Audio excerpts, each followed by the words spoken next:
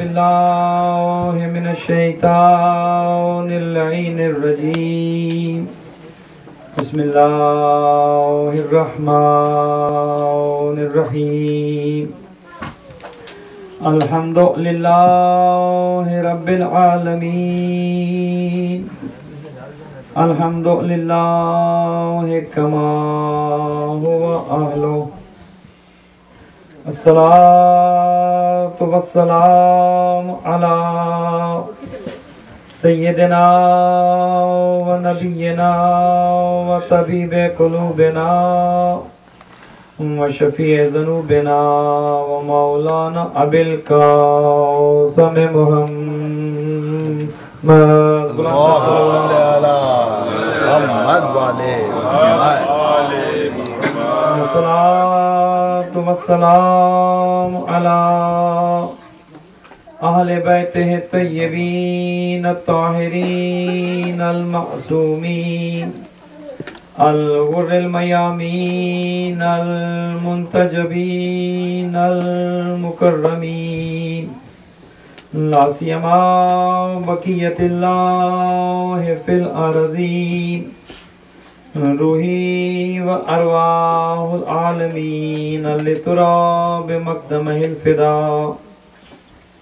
أما بعد، فقد قال الرحمن في كتاب الفرقان وقوله الحق وهو أصدق القائلين. بسم الله الرحمن الرحيم.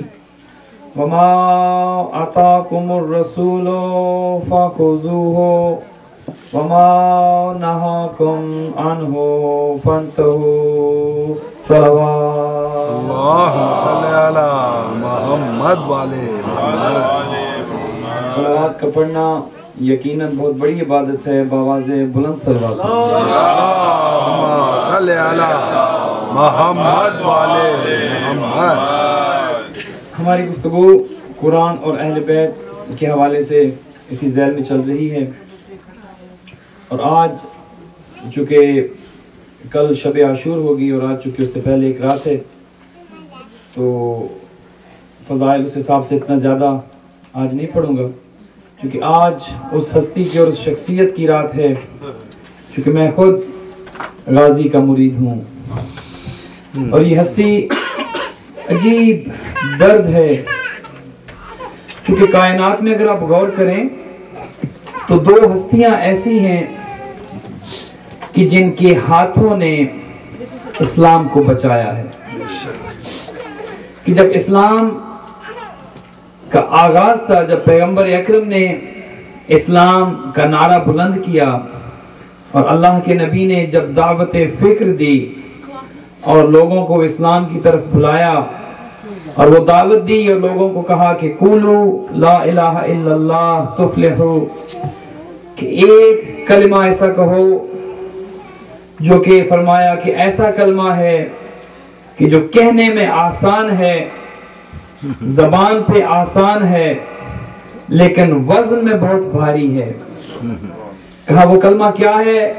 قولوا لا الہ الا اللہ، کہ کہہ دو کہ اللہ ایک ہے، اللہ وحدہ لا شریک ہے. تو یہ پہلا پیغام تھا اسلام کا، پہلی دعوت تھی کہ جو پیغمبر اکرم نے اس وقت کے لوگوں کو پیش کی کہ بتوں کو چھوڑ دو، شرک سے نکل آؤ اور ایک اللہ کی عبادت کرو. تو اس دعوت کے پھیلانے میں اب مشرکوں نے طرح طرح کی تکلیفیں پیغمبر کو دیں، طرح طرح کی مصیبتیں پیغمبر کے لیے کھڑی کی، اور اللہ نے اس پیغمبر کی اس دعوت کو پھیلانے کے لیے، اس پیغمبر کا ساتھ دینے کے لیے دو ہاتھ اس پیغمبر کے ساتھ بھیجے. توجہ حضرات کی. چونکہ اسی سلسلے کو ہم لے کے آگے بڑھیں گے. وہ دو ہاتھ جو اسلام کے معاون ہاتھ تھے، جو پیغمبر کی اس بیان کی حمایت میں اٹھتے تھے، جو پیغمبر کی معاونت کے لیے ہر وقت تیار رہتے تھے، چونکہ جب اللہ نے آدم کو خلق کیا تو اللہ نے مختلف قسم کی مٹی منگوائی، فرشتوں نے اس مٹی کو گوندھا، آدم کا بت بنا، اس کے بعد ہوا کا بت بنا، اللہ نے اس میں اپنی روح پھونکی اور پھر ملائکہ کو حکم ہوا کہ اس کو سجدہ کرو، تو تمام ملائکہ نے سجدہ کیا الا ابلیس، ابلیس نے سجدہ نہ کیا۔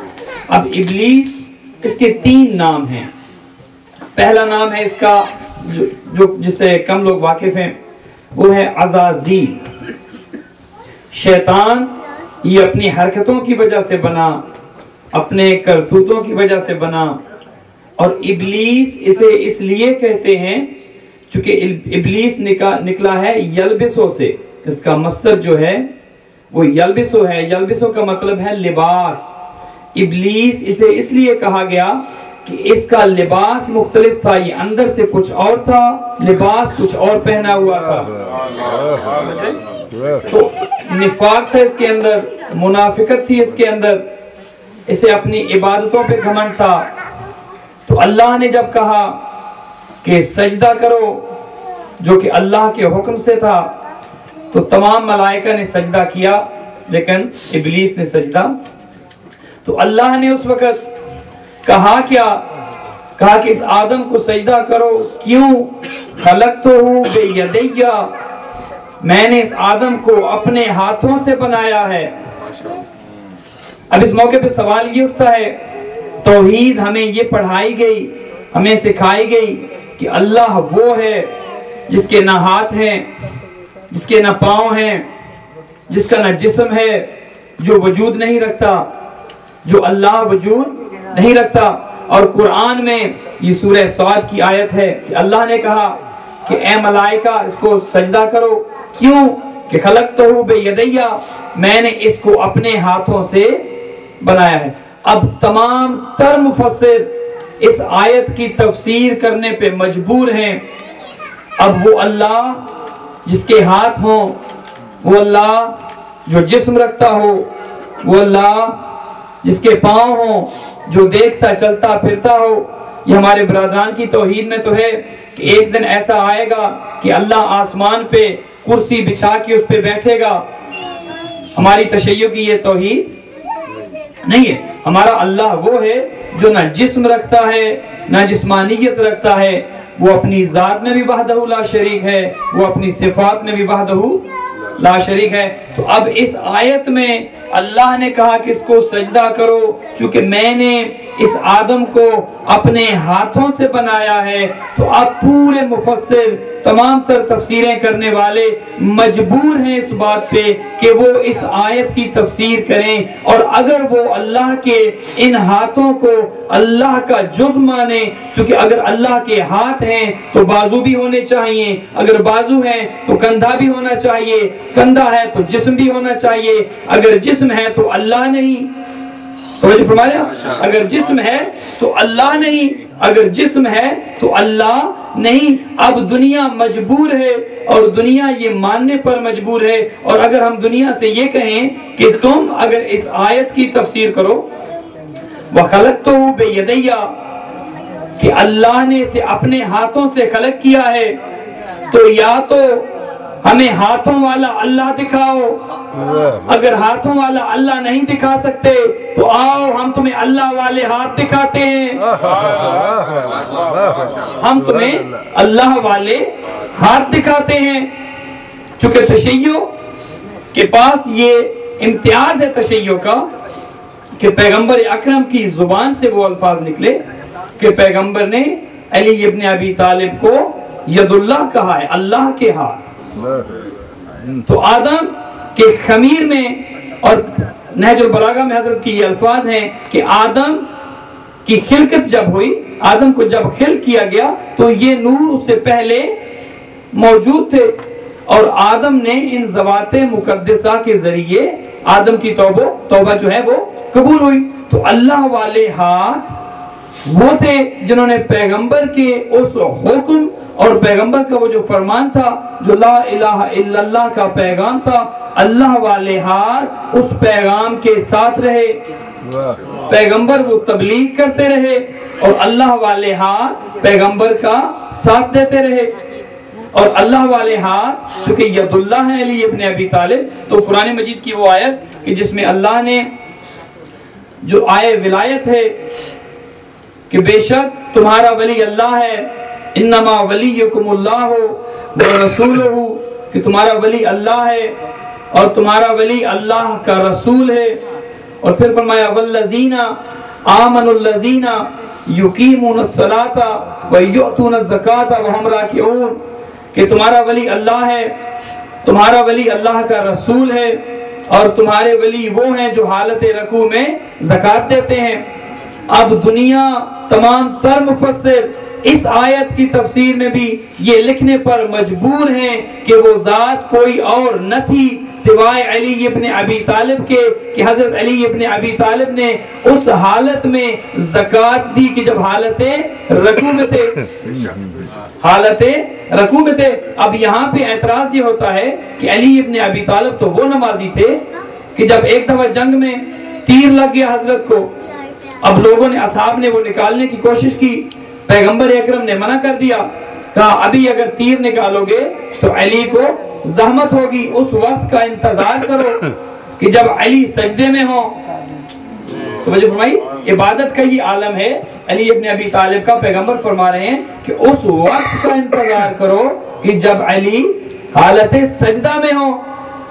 تو اب حضرت سجدہ میں گئے اور اصحاب نے وہ تیر جو ہڈی کو پار کر کے نکل گیا تھا، اصحاب نے وہ تیر نکال لی حضرت کے پاؤں سے، اور حضرت کو اس کا احساس بھی نہ ہوا۔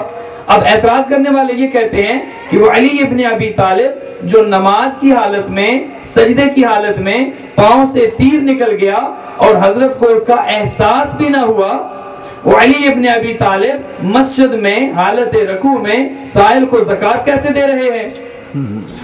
توجہ فرمایا حضرات نے کہ جب حالت رکوع میں ہیں، اللہ کی عبادت میں ہیں، تو اس سائل کی آواز کو کیسے سن لیا؟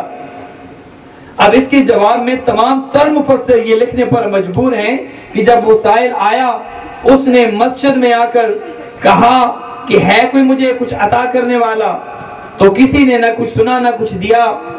اس نے اپنے سوال کو دہرایا، اس نے کہا ہے اس بڑی مسجد میں مجھے کچھ عطا کرنے والا۔ اب تیسری دفعہ جب وہ مایوس ہو گیا تو اس نے شکایت اللہ سے کی۔ توجہ فرما رہے؟ اب اس نے ان نمازیوں سے نہیں کہا کہ مجھے کچھ دو، اور وہ سائل بھی کون تھا؟ وہ عام سائل نہ تھا، وہ کسی کا بھیجا ہوا سائل تھا۔ توجہ فرما رہے؟ اب اس سائل نے 2 دفعہ کہا اور اسے کچھ نہ ملا۔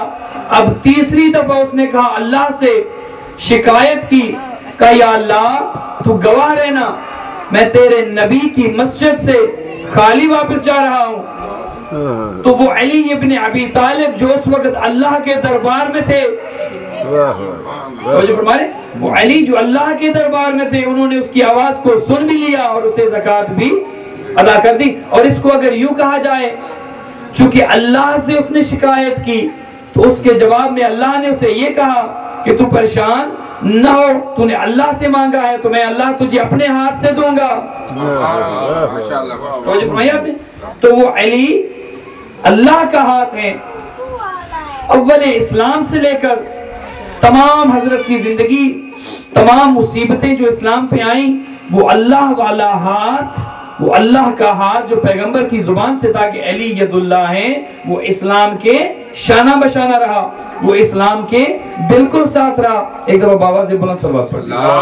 صلی اللہ محمد والے محمد۔ تو پیغمبر کی تمام تر تبلیغات اور تعلیمات اپنی جگہ پہ، لیکن پیغمبر کی تعلیمات کے ساتھ، اس قرآن کی تعلیمات کے ساتھ جو اہل بیت علیہ السلام کا ساتھ رہا، چاہے وہ جنگوں کے حوالے سے ہو، چاہے وہ علم کے میدان میں ہو، چاہے وہ سخاوت و شجاعت کے میدان میں ہو، تو اہل بیت کا ساتھ اس قرآن کے ساتھ، اس پیغام کے ساتھ اول اسلام سے لے کر تک قیامت ہے۔ وہ اہل بیت کا ساتھ اس قرآن کے ساتھ، چونکہ پیغمبر کی حدیث ہے کہ اہل بیت اور قرآن آپس میں جدا نہیں ہو سکتے، حتیٰ یرد الحوض کہ جب یہ حوض کوثر پہ دونوں وارد ہوں گے. تو اب قرآن کا جو امتیاز ہے، قرآن کا جو اعزاز ہے، وہی اہل بیت کا اعزاز ہے.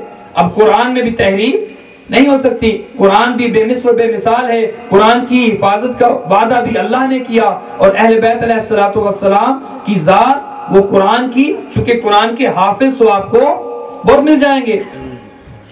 قرآن کے حافظ جنہوں نے قرآن کو حفظ کیا ہوگا وہ آپ کو بہت مل جائیں گے، لیکن قرآن کے محافظ آپ کو کم ملیں گے. توجہ ہے؟ آپ اتنی خاموشی سے سنیں گے تو شاید پتہ نہیں میں پڑھ بھی پاؤں گا یا نہیں. اللہم صلی علی محمد والے محمد. اب سمجھ تو رہے نا میں جو گزارشات پیش کر رہا ہوں. تو قرآن کے حافظ تو آپ کو بہت ملیں گے کہ جنہوں نے قرآن اپنے سینے میں رکھا ہوا ہے، کہ جنہوں نے قرآن کو حفظ کیا ہوا ہے. لیکن قرآن کے محافظ جو ہیں وہ سوائے اہل بیت کے آپ کو کہیں نہیں ملیں گے. اہل بیت کی ذات پہ بآواز بلند صلوات پڑھیں. اللہم صلی علی محمد والے محمد. تو اول اسلام سے لے کر تا قیام قیامت قرآن بھی محفوظ ہے، اور قرآن کی حفاظت اہل بیت علیہ السلام نے یقینی بنا دی ہے، چاہے وہ جنگوں کے ذریعے ہو، چاہے وہ علم کے میدان میں ہو. اب جنگ بدر میں چونکہ علی ابن ابی طالب کی ذات، چونکہ میں نے کہا کہ دو شخصیات ایسی ہیں کہ جن کے ہاتھوں کا اسلام پر احسان ہے. تو پہلی وہ ذات جس کا ہم ابھی ذکر کر رہے ہیں وہ علی ابن ابی طالب ہے، کہ جن کے زور بازو سے، جن کی طاقت سے، جن کی شجاعت سے اسلام قائم رہا، اسلام کی مخالفت کم رہی، اور جنہوں نے اسلام کی مخالفت کی علی ابن ابی طالب نے جنگوں کے ذریعے ان کو ناکام و نامراد کیا ہے. اللہم صلی علی محمد والے. چونکہ یہ ایک واحد ایسی ذات تھی جنگ تبوک کو چھوڑ کر کہ جس میں پیغمبر حضرت علی کو خود چھوڑ کے گئے تھے اپنا نمائندہ بنا کر. جنگ تبوک کو چھوڑ کر باقی تمام جنگوں میں حضرت علی نے حصہ لیا، اور کامیابی کی ضمانت جو تھی وہ علی ابن ابی طالب رہے. کوئی بھی جنگ ہو، چونکہ اس وقت صورتحال کیا ہوتی تھی کہ زور بازو حیدر کرار کی ضرورت تھی اسلام کو. چونکہ پیغمبر کے ساتھ جو لوگ تھے وہ جاتے تو تھے ہر جنگ میں، شریک تو ہوتے تھے ہر جنگ میں، لیکن لڑتے نہیں تھے. اب اس کی وجہ کیا تھی؟ چونکہ یہ آپ کو پتا ہے کہ جن لوگوں نے ووٹ لینے ہوں وہ لڑائی، اور شریفوں کا لڑائی سے کام بھی کیا؟ شریفوں کا لڑنے سے آپ کسی قبیلے کا ایک بندہ ماریں گے تو پورے قبیلے کے ووٹ تو گئے. تو انتہائی زیرک لوگ تھے، وہ ہر لڑائی میں شریک رہے، اور آج بھی ان کی تلواریں ترکی میں ایسے رکھی ہیں کہ بالکل نئی. آج بھی ترکی کی میوزیم میں آپ جا کے دیکھیں تو ان کی تلواریں باقاعدہ نام کے ساتھ بالکل نئی، کہ جیسے استعمال ہی نہ ہوئی ہو. اور استعمال نہیں ہوئی، ایک ہر جنگ میں گئے ایک بندے کو بھی نہیں مارا، چونکہ انہیں پتا تھا کہ ایک وقت آئے گا کہ ہم نے انہی لوگوں سے ووٹ لینے ہیں. توجہ فرمائیے. تو ہم جو ہیں ہم نے علی کو ہم نے ووٹوں والا علی نہیں لیا، ہم نے علی کو سقیفہ کے بند کمرے سے نہیں لیا، ہم نے علی کو غدیر سے لیا ہے.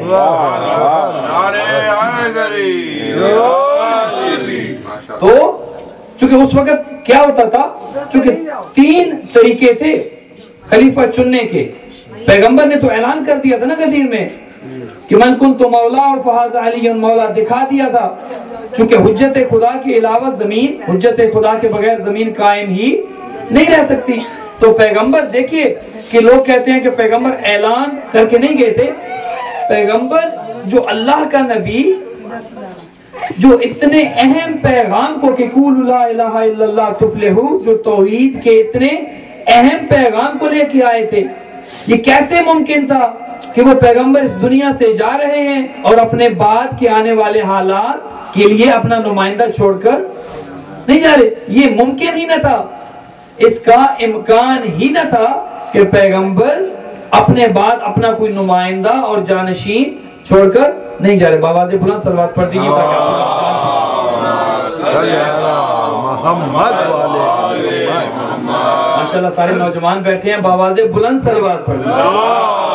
صلی علی محمد والے محمد۔ تو پیغمبر نے جب اعلان کر کے گئے، امیر المومنین کو لوگوں کو بتا کر گئے کہ میرے بعد میرا جانشین حق جو ہے وہ علی ابن ابی طالب ہے، تو ہم نے علی کو غدیر کے کھلے میدان سے لیا ہے، سقیفہ کے بند کمرے سے نہیں لیا۔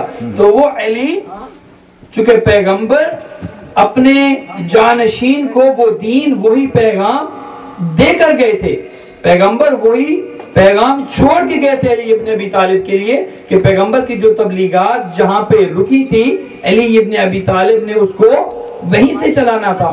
تو وہ اللہ والے ہاتھ، وہ اللہ کے ہاتھ، وہ ید اللہ، وہ اس قرآن کی تبلیغ کے لیے، اس اسلام کی تبلیغ کے لیے وہ ہر وقت میدان میں رہے۔ توجہ فرمائی۔ اور حضرت نے دنیا نے اسلام لیا لیکن کسی کا اسلام پہ خرچ کچھ نہیں ہوا۔ توجہ فرمائی۔ کسی کا اسلام پر کچھ نہیں خرچ ہوا، لوگوں نے بلکہ احسان جتایا کہ ہم اسلام قبول کر رہے ہیں، گویا ہمارا نبی پر اور اسلام پر اور اللہ پر ہمارا احسان ہے۔ لوگوں نے احسان جتایا الٹا۔ اگر کسی کا اسلام پہ کچھ خرچ ہوا ہے، اگر کسی کی جان خرچ ہوئی ہے، اگر کسی کا مال خرچ ہوا ہے تو اہل بیت علیہ السلام ہے۔ اسلام پہ اگر دولت لگی تو جناب خدیجہ کی۔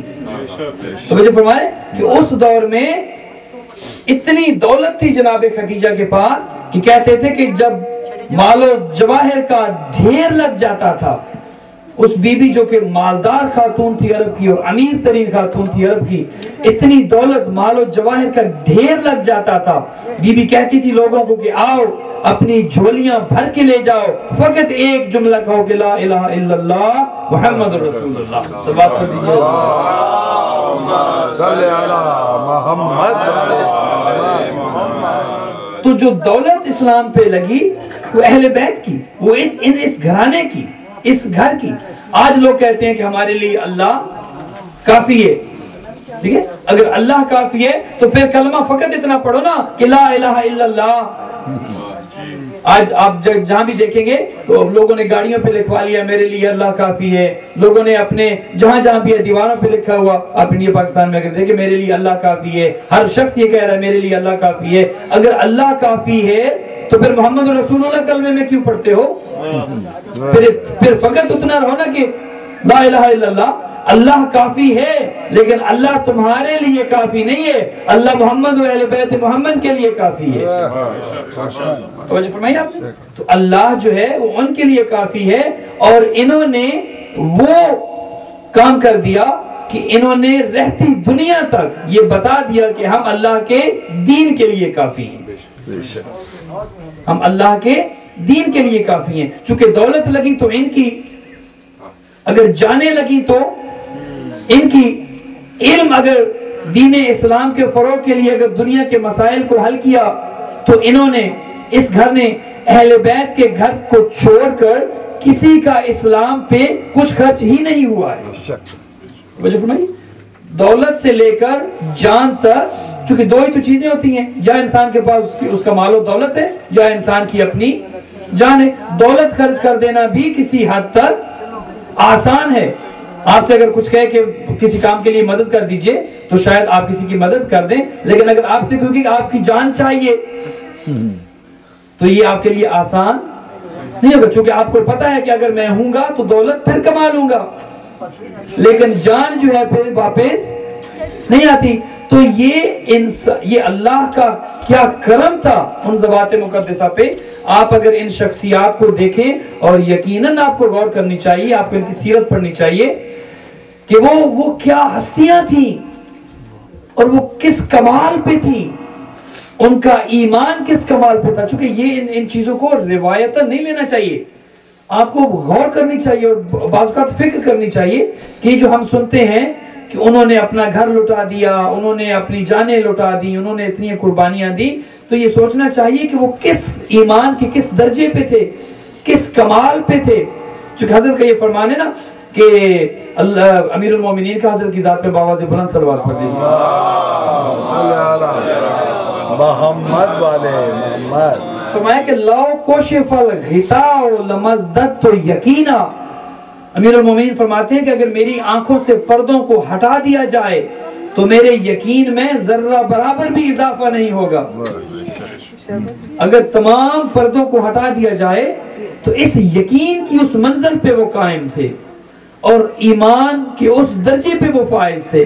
اور یہ اگر آپ اس پہ غور کریں اور فکر کریں، اور آپ کو کرنا چاہیے، یہ انہی کا کام ہو سکتا ہے کہ صبر کے اس کمال پہ، یقین کی اس کمال پہ، چونکہ اللہ نے قرآن میں یہ آیت بھی ہے کہ وَعْبُدْ رَبَّكَ حَتَّى يَأْتِيَكَ الْيَقِينُ، کہ اللہ کی عبادت اس طرح سے کرو کہ تمہیں یقین ہو جائے.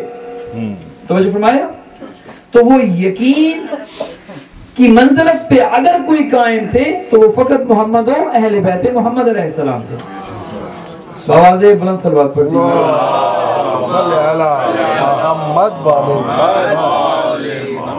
چونکہ اگر یقین کی منزلت نہ ہوتی،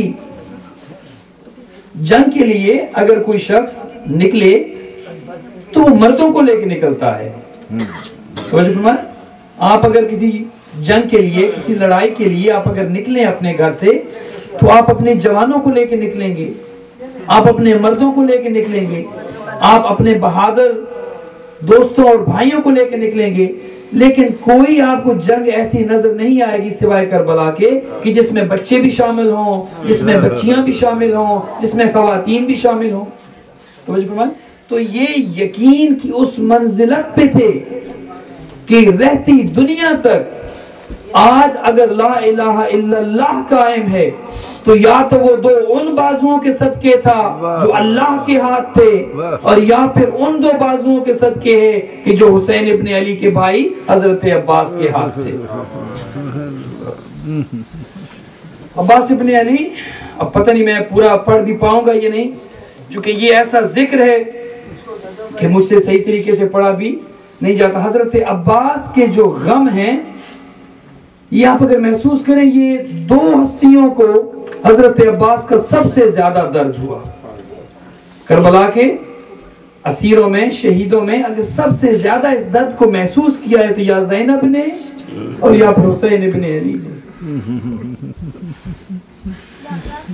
عباس کا درد آپ حسین سے پوچھیں، عباس کا غم آپ اس بھائی سے پوچھیں کہ جو عباس کے سہارے مدینہ سے نکل پڑا تھا، جو اپنے بچوں کو لے کر، ایک ہی سہارا تھا عباس ابن علی کا کہ اصغر کو بھی ساتھ لے لیا، سکینہ کو بھی ساتھ لے لیا اس عباس ابن علی کے سہارے پہ. اور حضرت عباس جب اس دنیا میں آئے، جب علی ابن ابی طالب نے، مختصراً آپ کو اس کا پس منظر بھی پیش کر دوں، جب علی ابن ابی طالب نے جناب عقیل سے کہا کہ بھائی عقیل، کیا بصیرت تھی اور کیا دور اندیشی تھی، اور ایک کربلا کے لیے ایک ایسے بہادر کی ضرورت تھی، ایک ایسے نوجوان کی ضرورت تھی کہ جو حسین ابن علی کا بھی ساتھ دے اور جو زینب عالیہ کا بھی سہارا بنے. تو اسی سہارے کے لیے حضرت عقیل سے کہا کہ کسی بہادر خاندان میں ہمارا رشتہ لے کے جائیے. جناب فاطمہ ام البنین جن کی کنیت ہے، ان کے ساتھ تزویج ہوئی اور اللہ نے امیر المومنین کو اس فرزند سے نوازا کہ جس کا نام حضرت عباس. اور عجیب حالت تھی جب حضرت عباس اس دنیا میں آئے تو بعین ہی جس طرح امیر المومنین اس دنیا میں آئے تھے تو پیغمبر نے اپنے ہاتھوں پہ اٹھایا اور علی نے اپنی آنکھیں کھولی اور پہلی زیارت رسول خدا کی تھی. بعین ہی جب حضرت عباس اس دنیا میں آئے تو سب سے پہلے امیر المومنین نے اپنے ہاتھوں پہ اٹھایا، لیکن حضرت عباس نے آنکھیں نہیں کھولی. حضرت عباس نے، چونکہ وہ کسی اور کا ناصر بن کے آیا تھا اس دنیا میں، آنکھیں نہیں کھولی. امام حسن نے کہا بابا میرے بھائی کو مجھے دیجئے. امام حسن نے ہاتھوں پہ اٹھایا، حضرت عباس نے آنکھیں نہیں کھولی. اب سب حیران ہیں کہ یہ بچہ آنکھیں نہیں کھول رہا ہے. اب کسی کو کیا پتا تھا کہ اس عباس نے آنکھیں کھول لی ہے تو اپنے بھائی حسین کے ہاتھوں پر. جب حضرت عباس امام حسین کے ہاتھوں پہ آئے تو آنکھیں کھولی، گویا یہ کہہ رہے ہو کہ حسین سب سے پہلی زیارت بھی آپ کی ہے اور شاید سب سے آخری زیارت بھی آپ کی ہوگی. इमाम हुसैन के हाथों पे आए, आंखें खोली और इमाम हुसैन ने अपनी जुबान हजरत अब्बास के मुंह में दी। तो पहली खुराक जो हजरत अब्बास ने ली वो इमाम हुसैन की जुबान थी। जवान होते रहे, बढ़ते रहे, और हजरत के हुस्न और हजरत की जवानी का आलम यह था कि कुतुब में लिखा है कि जब आप ये शहादतें सुनते हैं तो यकीन किया करें ये अहले बैत के वो अफराद थे कि दुनिया रश की नजर से देखती थी इनको। किताबों में लिखा है कि जब मदीना की गलियों में शहजादे अली अकबर और हजरत अब्बास गुजरते थे तो ये आलम था कि मदीना के लोग बाजारों में अपनी दुकानों को बंद करके देखते थे फकत इनको। ये आलम था इनके हुस्न और जमाल का, लोग देखते थे इनको। और ये उस हस्ती का जिक्र मैं एक किताब में पढ़ रहा था कि एक आलिम दीन आयतुल्लाह ईरान में वो हज का काफिला लेकर जाने की तैयारी में थे कि हज का काफिला लेके जाएंगे। रात को उन्होंने मुसल्ला इबादत बिछाया और 2 रकत नमाज अदा की, और नमाज अदा करके उन्होंने एक दुआ की, कहा ए इमाम ज़मान, मैं हज का काफिला लेकर जा रहा हूँ, आप मुझे कुछ नसीहत फरमाइए कि मैं वहां पे जाकर क्या करूं, कुछ नसीहत फरमाइए। अब क्या हुआ कि उस आयतुल्लाह के कमरे में एक नूर बरामद हुआ, एक नूर बरामद हुआ। वो अपनी नमाज से फारिग हुए, कहा तुम हज के तमाम मामलात उस तरह से करना कि जिस तरह फिक्र का हुक्म है, लेकिन एक बात मेरी याद रखना। तो आयतुल्लाह कहते हैं मौला फरमाइए, कहा जब तुम हज के तमाम मरासिम से फारिग हो जाओ तो अरफा के मैदान में जितने भी शिया हैं उनको इकट्ठा करना, ऐलान करना कि जो भी शिया है वो आ जाए, और एक काम करना। कहा मौला फरमाइए, कहा वहाँ अरफा के मैदान में अब्बास की मजलिस का एहतमाम करना। कहा वहाँ अरफा के मैदान में अब्बास की मजलिस का एहतमाम करना, और कहना कि जो भी बीमार है आ जाए, जो भी मकरूज है आ जाए, जो भी बे औलाद है आ जाए, जो भी किसी जरूरत का मोहताज है आ जाए। कहा कि मोहम्मद से लेकर मेरे वालिद गिरामी हसन अस्करी तक सब ने मेरी जिम्मेदारी लगाई है। अल्लामा हसन अब्तही इस वाक़े को लिखते हैं कि उन्होंने मेरी जिम्मेदारी लगाई है कि जहां भी अब्बास की मजलिस होती है, जहां भी अब्बास का जिक्र होता है, वहां पे मेरे जद भी मौजूद होते हैं और मैं भी मौजूद होता हूं। तो आज आप जिस मजलिस में हैं, आपके साथ फकत आप शरीक नहीं हैं, इस मजलिस में अबुल फजल अब्बास के गम में आपके साथ आपके आइम्मा भी शरीक है। तो जिस चीज की जो हाजत हो आज अपने दिल में रखिएगा। ये हजरत अब्बास का अलम भी बरामद होना है, और ये बाबुल हवाइज है ना, ये बारगाह बाबुल हवाइज है ना, कि जिसमें बाबुल हवाइज का जिक्र हो रहा है। तो यकीनन आपकी जो दुआएं हैं वो यकीनन अल्लाह कबूल भी करेगा और मंजूर भी करेगा। तो ये हुसैन इब्न अली का वो नासिर, हुसैन इब्न अली का वो मददगार, कि जिसके आसरे पे जनाब ज़ैनब ने मदीना छोड़ा, कि जिसके आसरे पे हुसैन इब्न अली ने मदीना छोड़ा, कि जिसके आसरे पे इमाम तमाम उन बच्चों को लेकर करबला की तरफ निकल पड़े। और तारीख में ये भी लिखा है कि इतना आसरा था हजरत अब्बास का कि जब करबला के मैदानों में वो सफर जारी था तो रात का जब वक्त आ जाता, बच्चे परेशान हो जाते, बच्चे महमलों पे सवार हैं, जब वो बच्चे परेशान हो जाते तो हजरत अब्बास अपने घोड़े को लेके उनके महमल के करीब आ जाते और उनको हौसला देते, उनको आसरा देते, और वो हजरत अब्बास के सहारे पे वो काफिला जो है वो करबला पहुंच गया। अब असर आशूर की रात के मसाइब आपके सामने हैं। अब जब आशूर का दिन निकला ना, तो चूंकि 7वीं से पानी बंद हो चुका था, ये वही समझ सकते हैं, ये वही इस दर्द को महसूस कर सकते हैं कि जिनके बच्चों ने 3 दिन से पानी न पिया हो, कि जिनके बच्चे 3 दिन से प्यासे हों। अब सकीना प्यासी है ना, हजरत अली अस्कर प्यासे हैं ना, तो जनाब सकीना बेताब है। एक रिवायत में मैंने देखा कि जनाब सकीना आती है, कहती है चचा अब्बास मेरे साथ जरा खैमे में आइए। میرے ساتھ خیمے میں آئی اب حضرت عباس کو لے کر، وہ 4 سالہ حسین کی معصومہ بچی حضرت عباس کو لے کے خیمہ میں گئی. کیا کیا بی بی نے اس اصغر کے چہرے سے پردہ ہٹایا.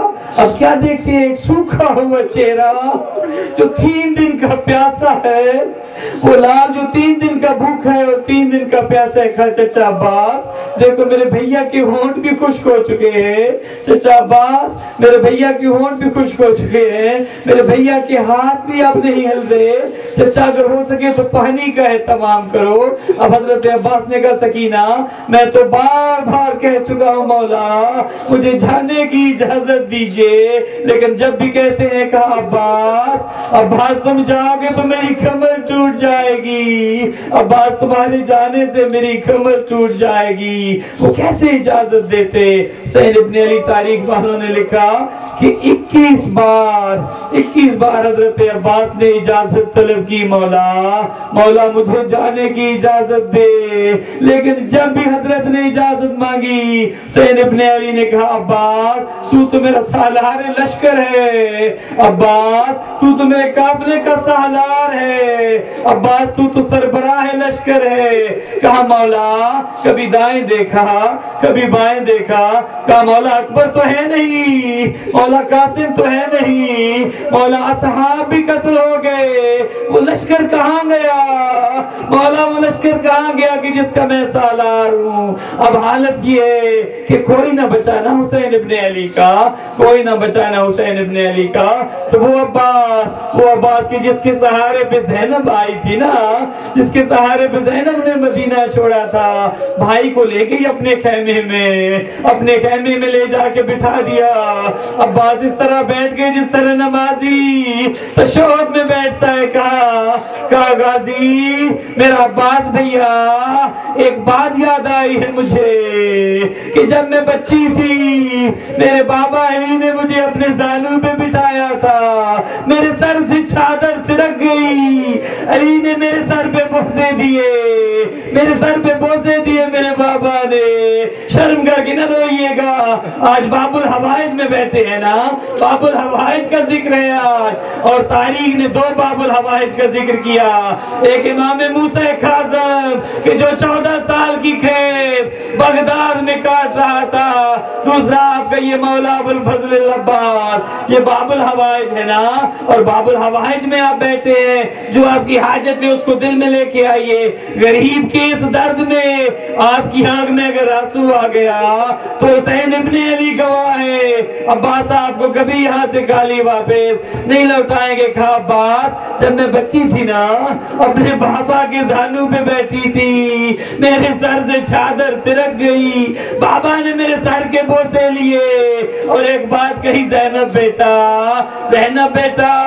ایک وقت وہ آئے گا کہ تمہارے سر پہ چادر نہ ہوگی. پھر میرے بازوؤں کے بوسے لیے. کہا زینب بیٹا ایک وقت وہ آئے گا کہ ان بازوؤں میں رسیاں ہوگی. کہا عباس میں یہ بات سن کر حیران ہوئی کہ جس زینب کے 18 بھائی ہو، جس کا حسن سا بھائی ہو، جس کا حسین سا بھائی ہو، جس کا تجھ عباس سا بھائی ہو، میں کہتی تھی میرے سر سے چادر کس کی ہمت ہے اور جرت ہے. لیکن عباس آج مجھے یہ لگ رہا ہے کہ بابا نے صحیح کہا تھا، عباس تیرے جانے سے میرے سر پہ چادر نہ رہے گی. اب حضرت عباس نکلے، الوداع کر کے نکلے. اب جناب سکینہ نے حضرت عباس کو لے کے آئی اپنے بابا کے پاس. کہا بابا میرا بھائی بہت پیاسا ہے، اصغر بہت پیاسا ہے، چچا کو اجازت دیجئے. کہا سکینہ تجھے بھائی بہت پیارا ہے نا، تجھے اپنے بھائی سے بہت پیار ہے نا. کہا ہاں بابا مجھے اصغر سے بہت پیار ہے. کہا سکینہ جس طرح تجھے اصغر پیارا، سکینہ مجھے اسی طرح عباس سے پیار ہے، مجھے عباس اسی طرح پیارا ہے. کیسے جائے گا عباس؟ اب سکینہ نے وہ مشق لگا دی، وہ مشق سکینہ جو آپ دیکھ رہے ہیں. وہ مشق سکینہ، اب اصغر کی بھی پیاس، بچوں کی بھی پیاس، سکینہ کا وہ مشقی، سکینہ کی مشق کو لے کر، علم کو لے کر، کچھ ہتھیاروں کو لے کر وہ میدان میں آئے۔ عباس کی اب یہ کوشش ہے نا کہ پانی لے کے آئے، سکینہ کی پیاس بجھ جائے، اصغر کی پیاس بجھ جائے، تو وہ سکینہ کا مشقی وہ مشق کو لے کر آیا۔ تاریخ نے لکھا کہ 4000 اس وقت نہر فرات پہ پہرا دے رہے تھے، عزادار علی کا ایک بیٹا، 4000 کا لشکر ہے، وہ پیاسا بھی ہے، وہ 3 دن کا پیاسا علی کا شیر، وہ 3 دن کا بھوکا علی کا شیر، اب وہ میدان میں آیا پانی لینے کے لیے، لیکن کیا جنگ کی علی کے لال نے کہ 4000 کے لشکر کو وہاں سے ہٹا دیا، نہر پہ قبضہ کر لیا۔ علی کے شیر نے اگر لڑنے کی اجازت ہوتی شاید حالات ہی کچھ اور ہوتے۔ اب نہر پہ آ گئے، نہر پہ آ گئے، اب گھوڑے کو جب پانی میں ڈالا نا، گھوڑے کو پانی میں ڈالا، کہا گھوڑے تو پانی پی لے، تو پی لے۔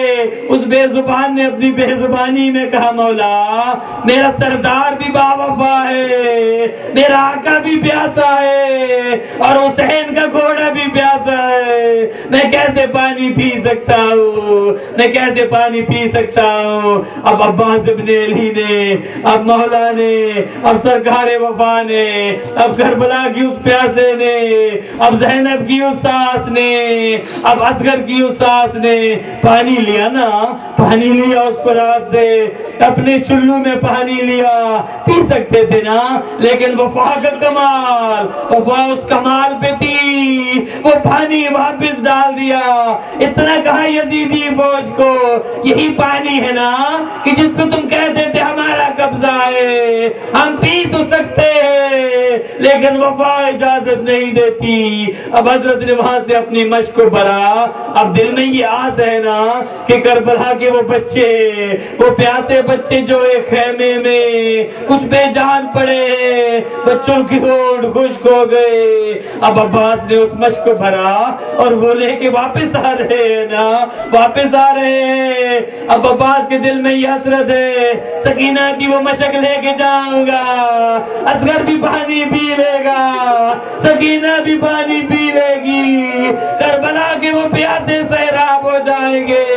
اب حسین کی امید، اب حسین کی کمر کا زور، وہ علی کا لال، وہ علی کا بیٹا کہ جسے حسین کی کربلا کے لیے مانگا تھا علی نے، وہ حسین علی کا شیر بیٹا، اب وہ مشق لے کر واپس آ رہے۔ اب میں کیسے پڑھوں، میں کیسے بیان کروں کہ وہ 2 ہاتھ جو علی کے تھے نا، جنہوں نے اسلام کی مدد کی، اب عباس نے دیکھا 2 اور ہاتھوں کی ضرورت ہے، ابھی اسلام پہ حرف ہے، ابھی حسین ابن علی کو 2 اور ہاتھوں کی ضرورت ہے۔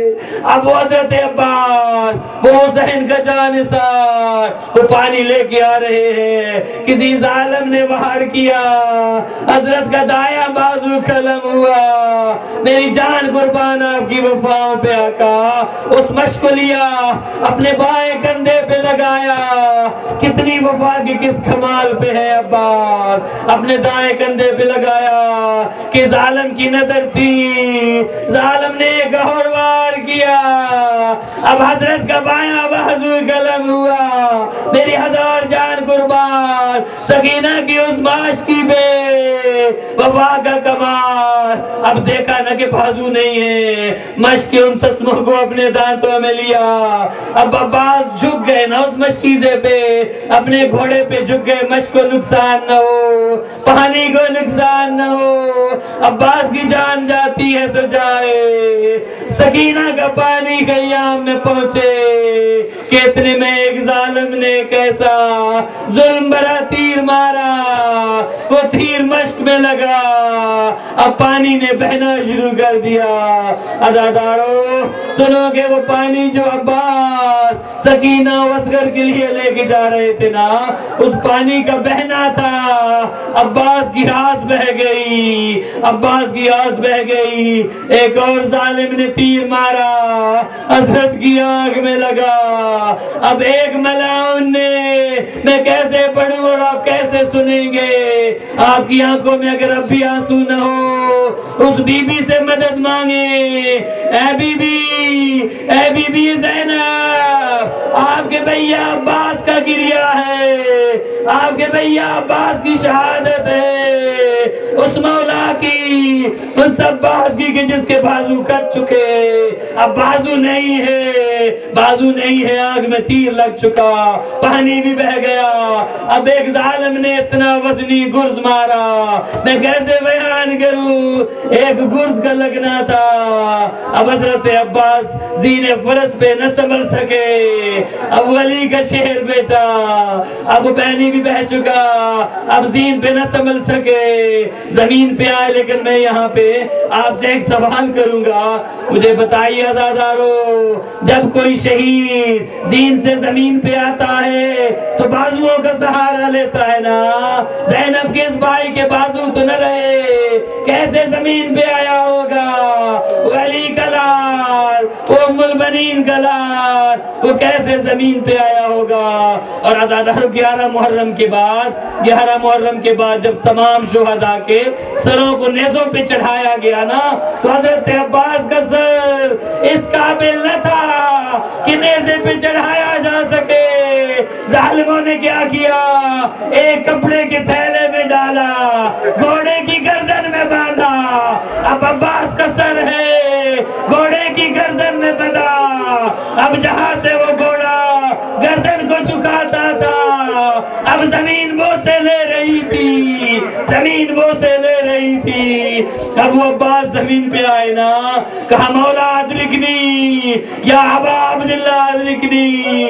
جب بلایا نا، حسین اپنی کمر پہ ہاتھ رکھ کے اٹھے، کہا ان کا الان ان کسر ظہری، عباس میری کمر ٹوٹ گئی، وقلت عیلتی، عباس تیرا گرنا کیا تھا؟ میری تمام تقدیریں ختم ہو گئی، میری تمام ہیلے ختم ہو گئے۔ اب مولا آئے عباس کے لاش پر، آیا عباس کا سر اپنے زانوں پہ رکھا، میری جان قربان ہو جائے سرکار وفا کی وفا پر۔ کہا مولا جب میں اس دنیا میں آیا تھا نا، پہلی نظر آپ کے چہرے پہ کی تھی، اے آقا، اے سید و سردار، اب میری آنکھ میں تیر ہے، دوسری آنکھ میں خون ہے، مولا خون صاف کرے، میں دیکھوں غریب کیسے ہوتے۔ اب حضرت امام مظلوم نے وہ تیر بھی نکالا، وہ آنکھ سے خون بھی صاف کیا۔ اب کیا دیکھا؟ لیکن ایک وصیت یہاں پہ اور کی، سنو گے عزادارو؟ کہا مولا میری ایک مدد کیجئے گا کہ میرے لاشے کو خیام میں نہ لے کے جائیے گا۔ کہا عباس کیوں؟ کہا مولا میں سکینہ سے وعدہ کر کے آیا تھا کہ میں پانی لے کے آؤں گا، مولا مجھے سکینہ سے شرم آتی ہے، میری جان قربان۔ کہا مولا مجھے سکینہ سے شرم آتی ہے۔ اب حسین ابن علی نے وہ تیر بھی نکالا، عزادارو سنو گے؟ وہ آنکھ سے خون بھی صاف کیا۔ آخری روایت اور آپ کی زحمتوں کو تمام، آخری روایت، خون بھی صاف کیا، وہ تیر بھی نکالا۔ اب کیا دیکھا؟ حضرت عباس کی آنکھ میں آنسو ہے۔ کہا عباس تم تو اتنے جری ہو، تم تو اتنے بہادر ہو، غازی یہ رونے کا سبب کیا ہے؟ کہا مولا آقا رونا اسی بات پہ کہ جب اکبر نے زین کو چھوڑا، آپ کو آواز دی تو آپ آئے، مولا جب قاسم کے ٹکڑے آپ آئے، آپ نے اٹھایا، اور محمد کو اٹھایا، مولا اب غریب، اب خادم گرا نا، غلام گرا، آپ آئے، مولا اس بات پہ رو رہا ہوں، ابھی کچھ ہی دیر کے بعد جب آپ زمین پہ آئیں گے، مولا جب آپ آئیں گے، نہ میں آؤں گا، نہ اکبر کس کی گودی میں ہوگا؟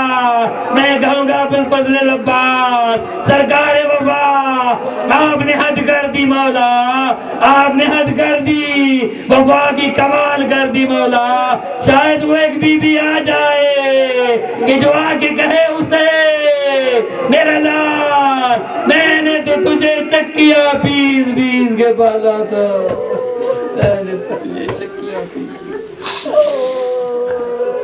الا لعنت اللہ علی القوم الظالمین وسیعلم اللہ